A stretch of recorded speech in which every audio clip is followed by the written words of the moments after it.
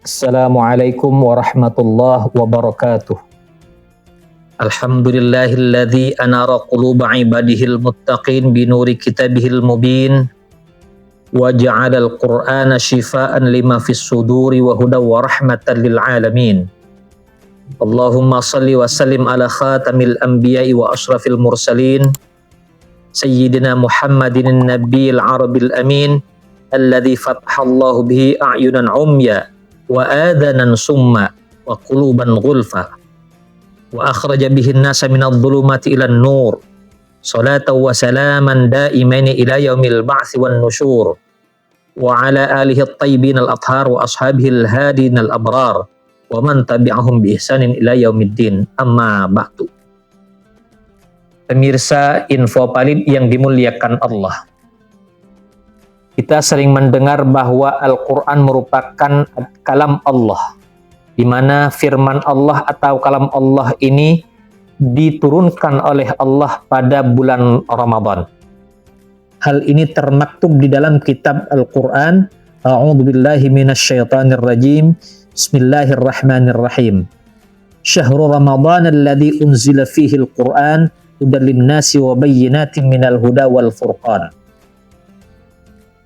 Bulan puasa atau bulan Ramadan adalah bulan yang di dalamnya diturunkan Al-Quran sebagai petunjuk bagi manusia dan penjelasan mengenai petunjuk ini.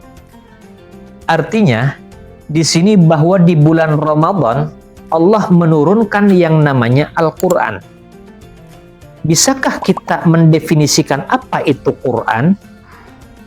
Quran adalah kalamullah al-munazzal ala sayyidina Muhammad sallallahu alaihi wasallam al-muta'abbadu bitilawatihi.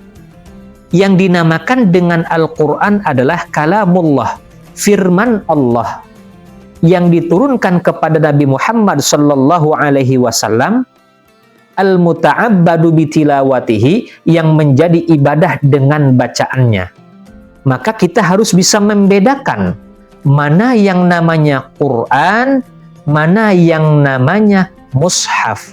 Maka secara definitif yang namanya Quran adalah kalamullah, firman Allah. Kalau kita tarik di dalam ilmu nahwu, paling kita sering mendengar kitab Jurmiyah, al-kalamu huwal lafdzul murakkabul mufidu bil wad'i. Yang dinamakan dengan kalam adalah al-lafdhu. Apa yang dinamakan dengan lafad?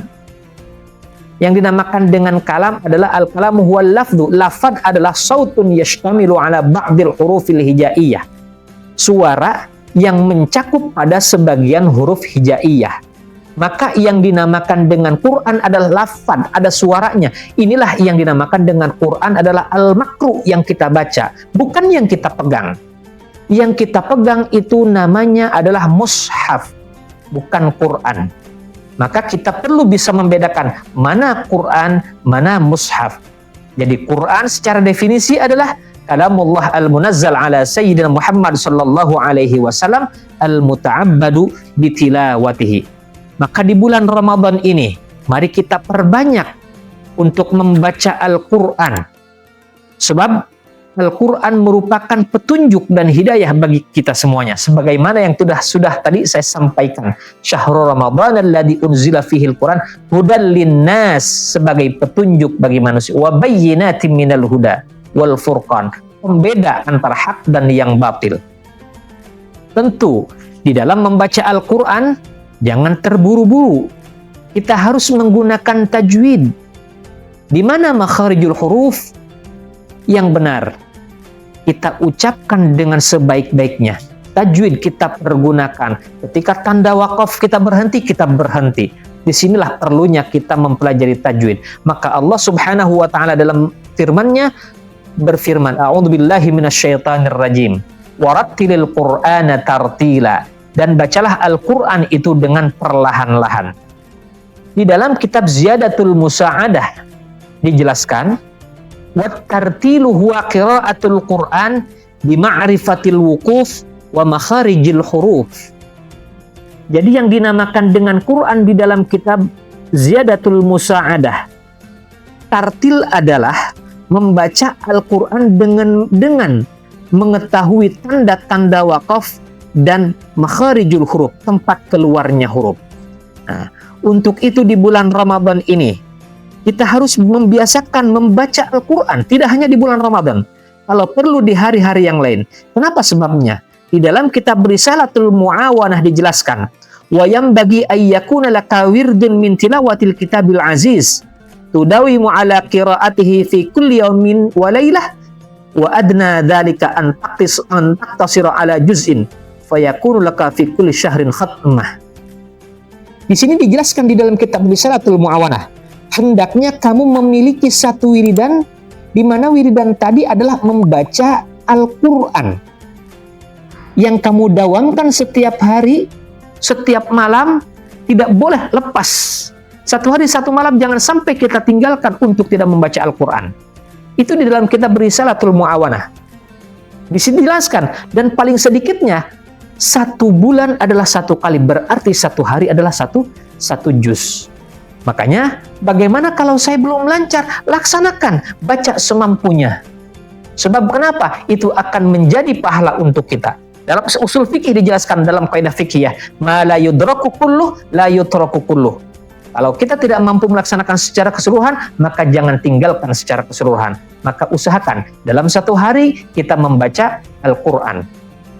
Terus bagaimana kalau seandainya kita mau membaca Al-Quran? Mana yang lebih afdal? Membaca Al-Quran atau dengan ditalar, atau dengan tanpa melihat Quran?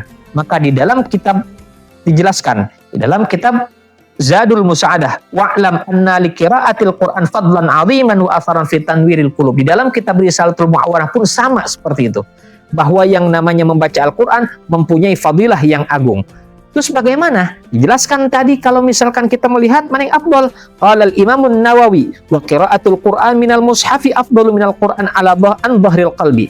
Bahwa yang namanya membaca Al-Quran dari mushaf itu lebih afdal dibandingkan membaca dengan secara menalar.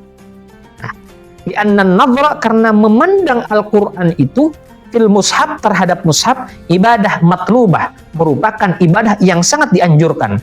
Sebab fatajtami'ul qira'ah wan nadhar, karena di dalamnya ada pandangan dan ada juga an-nadhar. Ya, ada qira'ah, ada bacaan, dan ada nadhar, pandangan. Ada 2 di situ. Satu memandang Al-Quran, memandang mushaf, dan yang kedua adalah membacanya. Kalau seandainya kita hanya sekedar menghafal, maka tidak ada melihatnya. Disinilah kenapa Imam An-Nawawi mengatakan afdal membaca Al-Quran dengan cara melihat mushaf. Semoga kita diberikan kekuatan oleh Allah Subhanahu wa Ta'ala pada lisan-lisan kita untuk selalu zikir kepada Allah dan membaca Al-Quran. Mudah-mudahan Al-Quran ini menjadi syafi'an untuk kita, syafaat nanti di yaumil qiyamah. Amin ya rabbal alamin. Terima kasih atas perhatiannya. Kurang lebihnya mohon maaf. Wallahul muwaffiq ila aqwamit thariq. Wassalamualaikum warahmatullahi wabarakatuh.